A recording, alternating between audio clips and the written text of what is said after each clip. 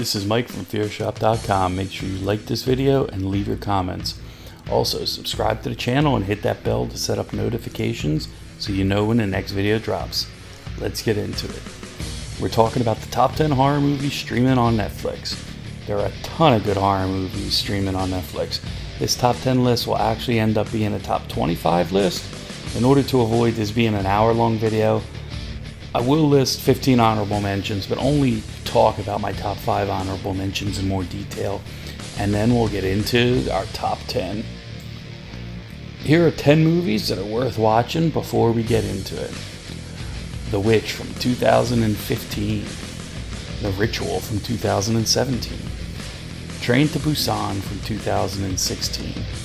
Gerald's Game from 2017. Hush from 2016. The Craft from 1996, Event Horizon from 1997, Girl on the Third Floor from 2019, Pan's Labyrinth from 2006, and Sweetheart from 2019. Now let's have a look at our top 5 honorable mentions. Shudder from 2004. There's not nearly enough good foreign horror on Netflix.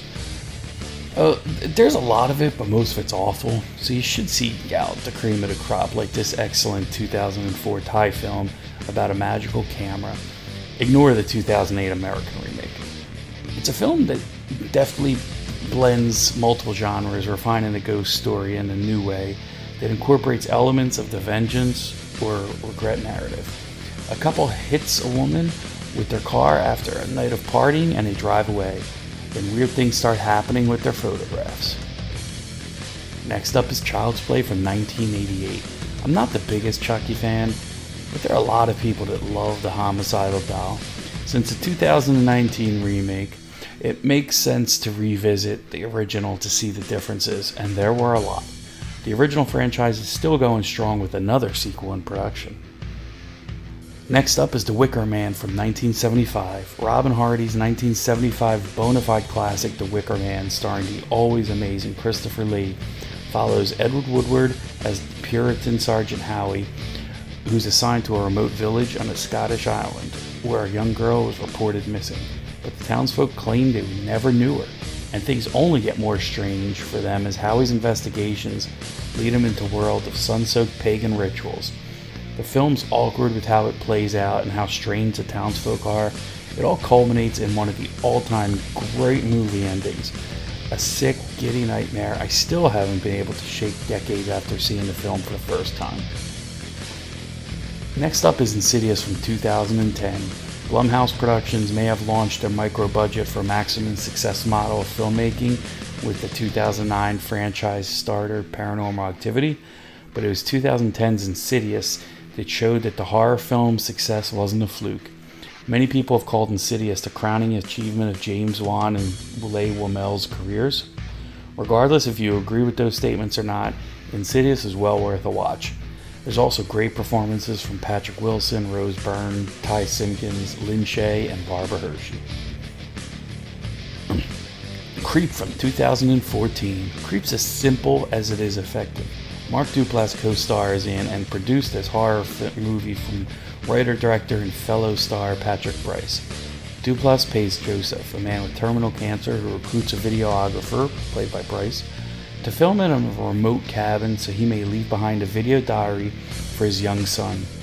Well, that's who Joseph says he is, but of course Joseph is lying, and over the course of a day and night, Brice becomes the unwilling plaything of a devious killer who likes to toy with his victims before he kills them. Filmed on a hand cam, Creep is tense and claustrophobic, with Duplass embodying a terrifyingly believable maniac whom you could meet in the real world. On to the top 10 list. The Last Exorcism from 2010. The found footage genre, made so popular by films like The Blair Witch Project and Paranormal Activity, became so overcrowded that even some of its best entries never quite got enough attention. Take this intense 2010 film from Daniel Stamm about a minister who learns the hard way that some possessions can be very real. Number 9. Final Destination from 2000. The 2000 supernatural horror film Final Destination directed by James Wan, kicks off a bona fide horror franchise. As the beginning of the film, a group of strangers decide to get off a plane after a teenager on board has a premonition of it crashing. After they deplane, the plane does indeed explode in midair, but these characters cheat to death, and throughout the rest of the film, death tries to get each one. The hook of Final Destination is the unique ways in which death tries to claim the souls of these individuals, and it's fun to watch these mouse-like trap snares unfold. And if you watch this one and are hungry for more, a number of sequels are also on Netflix. Number 8, The Crow from 1994. The Crow is not exactly a horror movie, but it's not exactly a superhero movie either. One of the reasons it was so popular was the way it straddled multiple genres, willing to go dark with the story of a rock musician returned from the dead in search of vengeance. Stylish, dark, and tragic due to the death of its star Brandon Lee, this is a movie that everyone has to see when it came out for a quarter century ago. You may not have seen it since. You're due for a revisit. Number 7. Tucker and Dale vs. Evil from 2010. If there's a model for a truly ideal horror comedy, it is Tucker and Dale vs. Evil.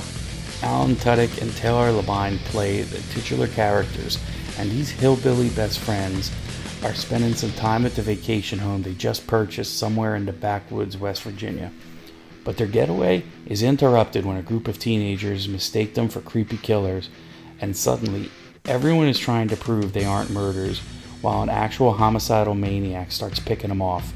It's sweet, it's funny, it's got a body going through a wood chipper. Number 6, Friday the 13th from 2009. Yes, the 2009 Friday the 13th remake is actually pretty good. Marcus Nispel's film opens with a very brief origin story for Jason Voorhees, before jumping ahead in time to follow a group of friends who go to Camp Crystal Lake in search of marijuana. Big mistake. The performances are awesome and hit on all of your typical horror tropes. You have the popular kids, the nerds, the hot girls, and more. Derek Mears makes an awesome Jason, and the cast, including Jared Padalecki, Danielle Panabaker, Aaron Yu, Amanda Righetti, and Travis Van Winkle. You'll also get to hear about perfect nipple placement.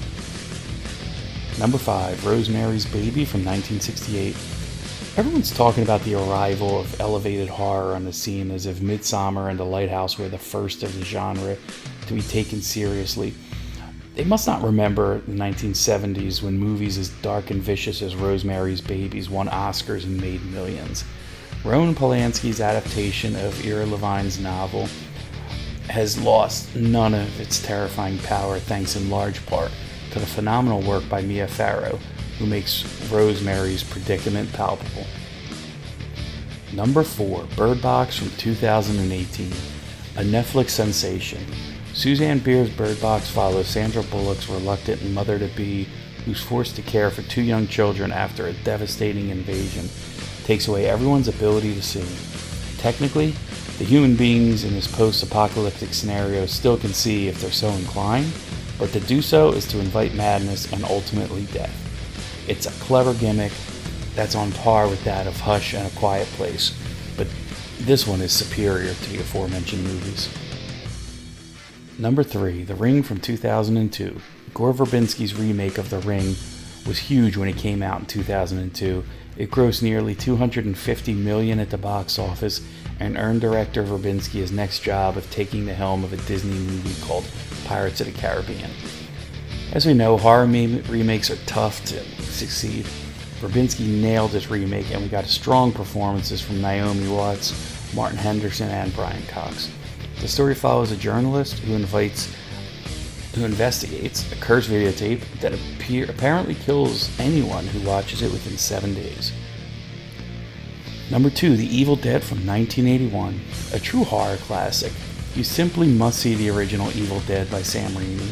This 1981 film tells the story of a group of college students who visit a remote cabin in the woods and subsequently fall prey to demonic possession. That's it. That's the plot. The secret sauce that makes The Evil Dead such a pleasure is the low-budget stylings of director Sam Raimi. While there's some humor, the true horror comedy tone of the franchise doesn't fully come into play until Evil Dead 2, which is as much of a remake of the original as it is a sequel. But in terms of pure cinema history and a prime example of young aspiring filmmakers just doing the thing rather than waiting for permission to make a movie, Evil Dead is a must-see. And number one is Candyman from 1992.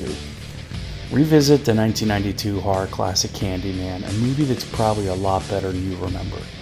Sure, you remember the bees and the urban legend riff off of a boogeyman who appears if you say his name, but did you realize how smart this movie is about social and racial issues, or how well it uses Chicago as a backdrop? It's an incredibly effective movie that hasn't just held up over the last nearly 30 years, but it's actually gotten better with age. So that wraps this one up. I want to hear from you. Post your top 10 horror movies streaming on Netflix in the comments below. Let me know which movies in my list you agree with and which ones you disagree with. That's it for this episode. Make sure you like this video. Make sure you share this video. Make sure you subscribe. But most of all, make sure you keep it horror.